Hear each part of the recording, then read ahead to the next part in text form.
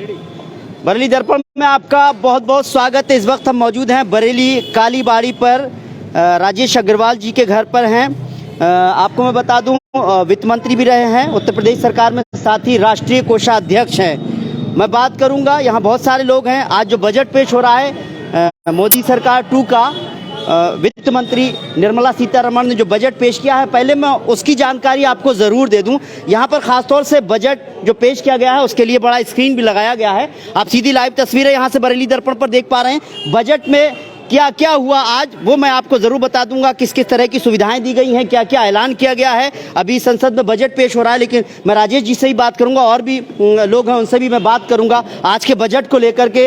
वित्त मंत्री निर्मला सीतारमण ने बजट पेश किया। ये मोदी सरकार 2.0 का आखिरी बजट है। ऐसे में 2024 लोकसभा चुनाव को ध्यान में रखकर तमाम बड़े ऐलान किए गए हैं। अब मैं आपको बता दूं, अब 7 लाख रुपए तक की सालाना आय पर कोई टैक्स नहीं लगेगा। जी हाँ, एक बड़ी खबर है। अब तक 5 लाख रुपए तक टैक्स पर जो है कोई टैक्स नहीं लगता था, लेकिन अगर अब आपकी आय 7 लाख रुपए तक है तो आपको कोई टैक्स नहीं देना होगा। सीतारमण ने युवाओं के लिए प्रधानमंत्री कौशल योजना 4.0 लॉन्च करने का ऐलान किया है, और भी बहुत कुछ जानकारी देने वाला हूं। साथ ही साथ मैं इस पर प्रतिक्रिया भी लूंगा राजेश अग्रवाल जी से, और भी बहुत सारे लोग हैं उनसे लूंगा। खुद वित्त मंत्री रहे हैं उत्तर प्रदेश सरकार में, पिछली सरकार में, और अभी राष्ट्रीय कोषाध्यक्ष हैं। यहाँ पर बहुत सारे लोग आए हुए हैं, उन्होंने बाकायदा पूरा इंतजाम किया है। यहाँ पर बड़ा स्क्रीन लगाकर आज जो बजट पेश हो रहा है, 2024 में चुनाव होने हैं, आखिरी बजट है इस सरकार का, और इसमें लोगों को बड़ी उम्मीदें हैं। क्या इस बजट में जो है लोगों की उम्मीदों पर खरा उतरा है? ये जो बजट पेश हो रहा है, किस किस तरह से लोगों को सुविधाएं दी जाएंगी, उसके बारे में मैं आपको बता दूं। आप सीधे लाइव तस्वीरें यहां से बरेली दर्पण पर देख पा रहे हैं। आपको बता दूं, वित्त मंत्री निर्मला सीतारमण ने आज बजट पेश किया। ये मोदी सरकार के दूसरे कार्यकाल का आखिरी बजट है। अब 7 लाख रुपए तक की सालाना आय पर टैक्स नहीं लगेगा। इतना ही नहीं, निर्मला सीतारमण ने महिलाओं और वरिष्ठ नागरिकों को बड़ी सौगात दी है। इसी के साथ मैं बताना चाहूँगा आपको, निर्मला सीतारमण ने कहा कि अमृतकाल का पहला बजट है। उन्होंने कहा कि भारत की अर्थव्यवस्था सही दिशा में चल रही है और सुनहरे भविष्य की ओर अग्रसर है। निर्मला सीतारमण ने कहा कि दुनिया ने भारतीय अर्थव्यवस्था को चमकता हुआ सितारा माना है। दुनिया में भारत का कद बढ़ा है। क्या सस्ता क्या महंगा होगा? वित्त मंत्री निर्मला सीतारमण ने अपने बजट भाषण के दौरान कहा कि कस्टम ड्यूटी सेस सरचार्ज दर में बदलाव किया गया है। खिलौनों पर लगने वाली सीमा शुल्क घटाकर 13% कर दी गई है, यानी अब खिलौने सस्ते हो जाएंगे। इसके अलावा साइकिल को भी सस्ता किया गया है। लिथियम आयरन बैटरी पर कस्टम ड्यूटी को राहत दी गई है, और भी बहुत सारी जानकारी मैं आपको बता दूं। फिर बता दूं, इस वक्त हम मौजूद हैं यहाँ पर बरेली में कालीबाड़ी पर, यहीं पर राजेश अग्रवाल के निवास स्थान पर राष्ट्रीय कोषाध्यक्ष बीजेपी, उनसे मैं जरूर बात करूंगा। लेकिन बजट में अब तक क्या क्या सामने आया है वो जानना बहुत जरूरी है। किसानों के लिए क्या कहा गया? टैक्स में बड़ी छूट। वित्त मंत्री निर्मला सीतारमण ने टैक्स को लेकर बड़ा ऐलान किया है। 7 लाख रुपए तक की सालाना कमाई तक को में जो है जिसकी कमाई होगी उनको कोई टैक्स नहीं देना। इससे पहले मैं आपको बता दूं, अब तक 5 लाख रुपए तक की जो इनकम होती थी उस पर टैक्स नहीं दिया जाता था। सरकार ने एक बड़ी राहत दी है, यानी आपकी इनकम अगर 7 लाख तक है तो आपको कोई टैक्स नहीं देना है। किसानों के लिए, क्योंकि भारत अगर बसता है तो किसानों में बसता, गांव में बसता है। किसान सबसे बड़ी जो है आबादी है, तो ऐसे में किसानों के लिए क्या ऐलान किया गया है वो भी मैं आपको बताना चाहूँगा। वित्त मंत्री निर्मला सीतारमण ने बजट भाषण में कृषि क्षेत्र के लिए तमाम बड़े ऐलान किए हैं। वित्त मंत्री निर्मला सीतारमण ने कहा कि कृषि से जुड़े स्टार्टअप को प्राथमिकता दी जाएगी। इसके लिए युवा उद्यमियों द्वारा कृषि स्टार्टअप को प्रोत्साहित करने के लिए एग्रीकल्चर एक्सीलेटर फंड बनाया जाएगा। जहाँ यहाँ जाने किसानों के लिए क्या क्या हुआ है। एकलव्य स्कूलों में 38,000 से ज़्यादा भर्तियां की जाएंगी, यानी रोजगार के लिए भी ध्यान रखा गया। खासतौर से स्कूलों के लिए आगामी 3 सालों में सरकार 3.5 लाख आदिवासी छात्रों के लिए 740 एकलव्य मॉडल आवासीय विद्यालय शुरू करेगी। बता दें, अब तक देश में कुल 698 EMRS मंजूर किए जा चुके हैं, इनमें से 394 काम कर चुके हैं। बजट में बड़े ऐलान के बारे में मैं बता दूं, उसके बाद जो है बात ज़रूर करेंगे राजेश जी से। खिलौना, साइकिल, ऑटोमोबाइल सस्ते होंगे, ये ऐलान हुआ। इलेक्ट्रॉनिक वाहन सस्ते होंगे। विदेश से आने वाली चांदी की चीज़ें महंगी होंगे। देशी किचन चिमनी महंगी होगी। कुछ मोबाइल फ़ोन, कैमरे और लेंस सस्ते होंगे। सिगरेट महंगा होगा। बजट में महिलाओं के लिए भी खास तौर से ध्यान रखा गया है। वरिष्ठ नागरिकों को भी सौगात दी गई है। महिलाओं सम्मान बचत पत्र योजना शुरू की गई है। इसमें महिलाओं को 2 लाख की बचत पर 7.5% फीसदी का ब्याज मिलेगा। वरिष्ठ नागरिक खाता स्कीम सीमा 4.5 लाख से 9 लाख की गई है। बात एजुकेशन की भी होनी चाहिए, एजुकेशन में किस तरह से क्या सुविधा दी गई है, कैसे काम करती है। डिजिटल लाइब्रेरी का भी ऐलान किया गया है। निर्मला सीतारमण ने बजट में बच्चों और किशोरों के लिए डिजिटल पुस्तकालय की भी घोषणा की है। आइए और भी बहुत कुछ जानकारी यहाँ पर्यटन को लेकर बजट में बड़ा ऐलान किया गया है। 50 पर्यटन स्थलों की पहचान की जाएगी। घरेलू और अंतर्राष्ट्रीय पर्यटन को संपूर्ण पैकेज के रूप में इन्हें विकसित किया जाएगा। राज्यों को राजधानी में यूनिटी मॉल खोलने के लिए प्रोत्साहित किया जाएगा। इसके तहत 1 डिस्ट्रिक्ट 1 प्रोडक्ट और हैंडीक्राफ्ट आइटम को बढ़ाया जाएगा। पीएम प्रणाम योजना की शुरुआत बजट में बड़ा ऐलान हुआ है। कमर्शियल विवादों से निपटारे के लिए सरकार विवाद से विश्वास 2 योजना लाएगी। पीएम प्रणाम योजना की शुरुआत होगी। ये योजना वैकल्पिक उर्वरकों को बढ़ावा देने के लिए होगी। इसके अलावा गोवर्धन स्कीम के तहत 500 नए संयंत्रों की स्थापना की जाएगी। बजट में युवाओं के लिए भी बड़ा ऐलान किया गया है। केंद्र सरकार प्रधानमंत्री कौशल विकास योजना 4.0 लॉन्च करेगी। युवाओं को अंतर्राष्ट्रीय अवसरों के लिए कुशल बनाने के लिए विभिन्न राज्यों में 30 स्किल इंडिया इंटरनेशनल सेंटर स्थापित करेगी। प्राकृतिक खेती अपनाने के लिए किसानों को मदद मिलेगी। और भी बहुत कुछ ऐलान किया गया है। शाम तक और भी बहुत सारी चीजें सामने आ जाएंगी। राजेश अग्रवाल जी हैं, राष्ट्रीय कोषाध्यक्ष बीजेपी के और पूर्व वित्त मंत्री भी रहे हैं। सर बहुत बहुत स्वागत है आपका हमारे चैनल में। धन्यवाद सर, अभी हमने बजट के बारे में अब तक जो चीज़ें आई हैं वो हमने लोगों तक बताई हैं। कितना संतुष्ट है ये बजट आम इंसान के लिए, क्या कहेंगे? स्वाभाविक रूप से इसमें कहने को आज कुछ रहा नहीं है जी। ये बजट एक ऐसे समय पर एक ऐसा बजट जो विश्व आर्थिक मंदी के दौर से गुजर रहा हो और उसके विपरीत भारत जो है आर्थिक सुदृढ़ता की ओर जा रहा है जी। उसके बाद भारत के आदरणीय प्रधानमंत्री जी के द्वारा जो वित्त मंत्री जी ने आज बजट प्रस्तुत किया है उसमें छोटे से छोटे व्यक्ति को, जो पंडित दीनदयाल जी उपाध्याय ने कहा था कि समाज में रहने वाला जो सबसे निर्बल व्यक्ति है जब तक उसको ऊपर नहीं उठाओगे, अर्थात वो मछुआरा हो, वो महिला हो, वो किसान हो, वो विद्यार्थी हो, इन्हें सबका ध्यान रखते हुए इस बजट को जो है इस बार प्रस्तुत किया गया है। रेलवे जैसी चीज़ के लिए भारतवर्ष के इतिहास में सबसे ज़्यादा धन दिया गया है। एमएसएमई के लिए जितना इस बार जो है वो कार्य किया गया है उतना कभी किसी बजट में नहीं किया गया है। सामान्य व्यक्ति के इनकम टैक्स के अंदर जो मैक्सिमम छूट हो सकती है वो देने का भी प्रयास किया गया है। तो मुझको लगता है कि कोई भी इस प्रकार का स्थान नहीं छोड़ा गया है जिसमें उन्नति का कोई स्थान रहा। हर जगह सर्वांगीण उन्नति, जनहित का विकास, वो चाहे किसान हो, उन सब के बारे में जो है वो चिंता करते हुए इस बजट को प्रस्तुत किया गया है। मैं आदरणीय प्रधानमंत्री जी को इस बजट के निर्देश पर, जिस प्रकार का बजट पहली बार जो है इस स्वतंत्र भारत में प्रस्तुत हुआ है, बहुत बहुत बधाई देता हूँ। सर, जिस तरह देखा जाए कहा गया है कि इनकम डबल हुई है, उससे भी ज़्यादा कहा जा रहा है, लेकिन लोग कहते हैं कि महंगाई बहुत ज़्यादा बढ़ी है। क्या इस बजट से लोगों पर जो बोझ पड़ रहा है, खासतौर से आम इंसान की ज़िंदगी पर, चाहे पेट्रोल डीजल की बात हो, गैस की बात हो या और भी, उस पर कुछ फ़र्क पड़ने वाला है? कुछ लोगों को राहत मिलेगी इस बजट से? निश्चित रूप से राहत मिली है। इसीलिए देखिए कि सेंसेक्स कितनी तेज़ी से आगे बढ़ा है। जी, राहत मिली। जी जी जी जी। चलिए, बहुत बहुत शुक्रिया। विधायक जी हैं बिथरी चैनपुर के। सर बहुत बहुत स्वागत है बरेली दर्पण भास्कर टुडे में आपका। क्या कहेंगे आज बजट को लेकर के आप? देखिए, माननीय राजेश अग्रवाल जी ने आपको भी डिटेल में बताया। मैं तो ये कहूँगा कि राम राज्य की तरफ हमारा भारत बढ़ रहा है। जिस तरीके से राम के राज्य में जो टैक्स वसूला जाता था, जनमानस को पता ही नहीं चलता था। केवल जो वहाँ पे उस समय के जो राजा थे छोटे छोटे, वो लोग टैक्स देते थे। उसी तरीके से आप देखिए आज जो टैक्स का स्लैब 7 लाख रुपये कर दिया गया है। इसका मतलब क्या हुआ कि करीब करीब 80,000 रुपये के आसपास, 70,000 रुपये जो महीने कमाता है उससे ऊपर के लोग टैक्स देंगे।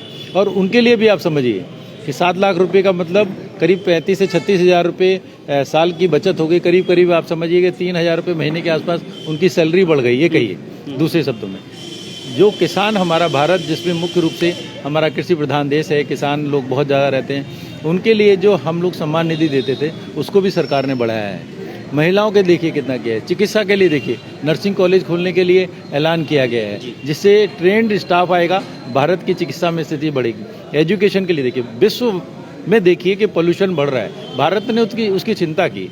इलेक्ट्रॉनिक्स जितनी भी हमारे व्हीकल्स हैं उनके ऊपर टैक्सेशन की कमी के वो किया है। साइकिल से चलने के लिए प्रोत्साहन देने के लिए उस पर टैक्स की छूट की गई।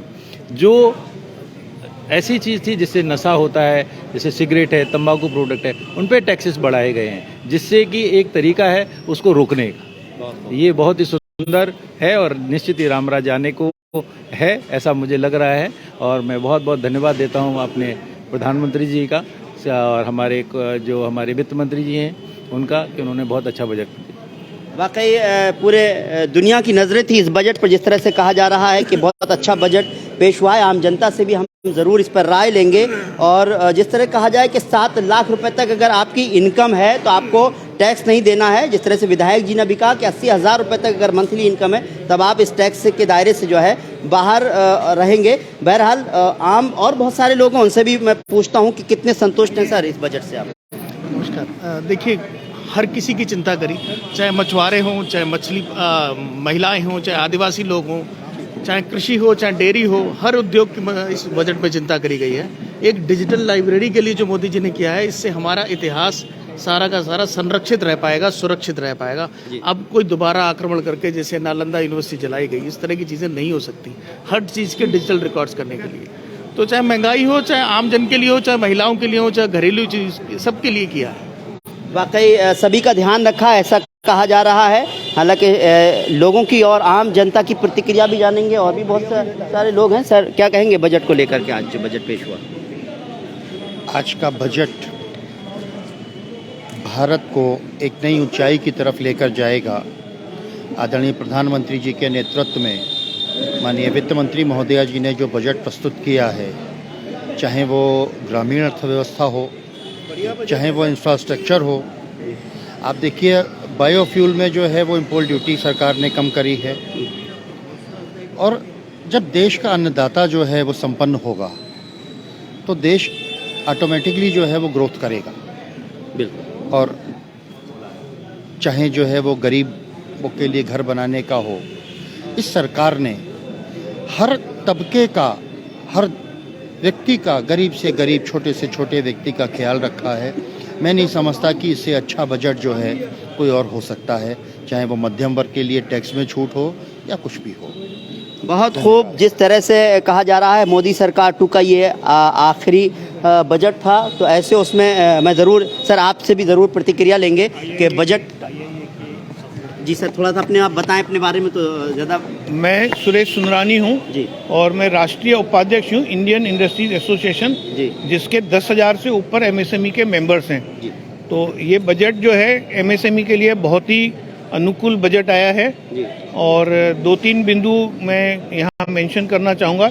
एक तो जो 3 करोड़ की लिमिट कर दी है 2 करोड़ से ऊपर, तो इससे बिजनेस करने में सहूलियत होगी।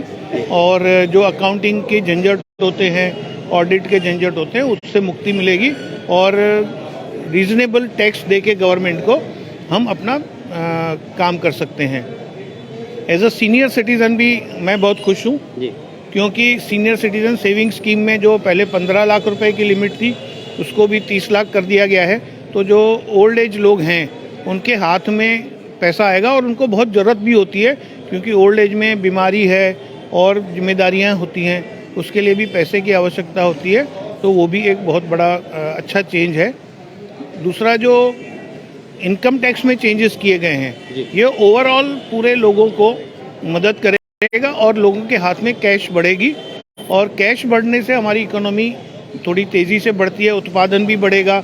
और जब कैश बढ़ती है, उत्पादन बढ़ता है, तो उसके लिए लेबर भी चाहिए होती है, तो एम्प्लॉयमेंट भी बढ़ेगा। तो ओवरऑल देखा जाए इंफ्रास्ट्रक्चर में भी अच्छा बजट है।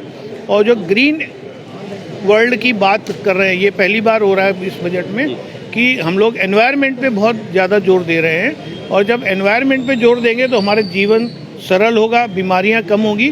तो ओवरऑल देखा जाए तो बजट बहुत अच्छा है। इस बजट को बहुत मैं सराहना करता हूँ।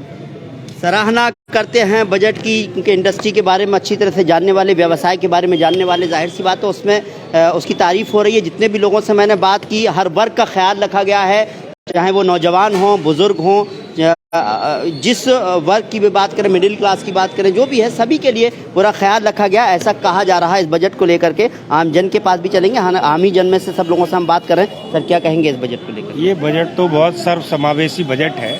इसमें प्रत्येक क्षेत्र में प्रत्येक व्यक्ति का, गरीब से लेकर अमीर तक का ध्यान रखा गया है। खासकर मैं कहना चाहूँगा जो सर्विस टैक्स के स्लैब में चेंज हुआ है, उसमें बहुत बड़ा ये क्रांतिकारी चेंज है। 7 लाख रुपए तक की जो इनकम मिडिल क्लास जो सर्विस टैक्स पेयर है, उसके लिए 7 लाख रुपए तक का जो ये टैक्स फ्री इनकम घोषित की गई है, ये बहुत बड़ा काम है। और इसके लिए जो खासकर गवर्नमेंट एम्प्लॉई हैं जो सर्विस टैक्स के पेयर हैं, उनमें एक बहुत ही रिलैक्स फील हो रहा है उनको। और जो बजट था पहले, उसमें स्टैंडर्ड डिडक्शन था, उसमें भी बड़ी छूट हुई है। 3 लाख रुपए तक का जो एक दूसरी आय थी, उसमें अलग अलग टैक्स स्लैब में एक बड़ा परिवर्तन है। और ये परिवर्तन बहुत क्रांतिकारी है। कृषि के क्षेत्र में भी इसमें एक बहुत बड़ी इंफ्रास्ट्रक्चर और उसके जुड़े हुए उद्योगों के लिए भी प्रावधान किया गया है। खासकर फिशरीज के लिए, जो मत्स्य पालन है, उसके लिए इसमें एक बहुत बड़ा अलॉटमेंट किया गया है। ये खासकर जो ग्रामीण जनता है, जो गरीब लोग हैं, जिनकी आजीविका के रूप में ये क्रांतिकारी कदम होगा। इसलिए ऐसे हर क्षेत्र में जो बजट है वो बहुत ही कामयाब बजट है। ये हिंदुस्तान को आगे ले जाने वाला बजट है। धन्यवाद। चलिए, बहुत खूब, बहुत अच्छी बात है। हमारा मुल्क तरक्की करे, हमारा हर व्यक्ति देश में रहने वाला तरक्की करे, हम अपनी समस्याओं से निजात पाएं। हर वर्ग के लिए कहा जा रहा है, बजट का ख्याल रखा गया है। इलेक्ट्रॉनिक्स गुड्स की बात की जाए, हम किसानों की बात करते हैं, हम एजुकेशन की बात करते हैं, रोज़गार की बात करते हैं, हम इंडस्ट्री की बात करते हैं, सभी के लिए कहा गया है। इस बजट का ख्याल रखा गया है। मोदी सरकार 2 का ये आखिरी बजट था। इस बजट से आम जनता से और भी हम बात करेंगे किन तरह से संतुष्ट हैं, लेकिन अभी तक हमने जो बात की है उसमें कहीं ना कहीं कहा गया है ये ऐतिहासिक बजट है। और इस बजट पर जो है पूरे देश की नहीं बल्कि पूरी दुनिया की नज़र थी। अब ये देखने की बात होगी कि इस बजट से हम बाहर मार्केट में भी लोगों से भी बात करेंगे और लगातार इस पर बात करेंगे कि आम जन कितना संतुष्ट है, वो भी हम जानने की कोशिश करेंगे। फिलहाल इस जानकारी में, इस लाइव सेशन में इतना ही। उम्मीद करते हैं आपको हमारा ये प्रोग्राम पसंद आया होगा। अगर आपको हमारा ये प्रोग्राम पसंद आए तो हमारे इस वीडियो को ज़्यादा से ज़्यादा शेयर कीजिए, लाइक कीजिए। फिलहाल हमको इजाज़त दीजिए। फिरोज़ खान के साथ रिजवान अहमद। नमस्कार, सत श्री अकाल, आदाब।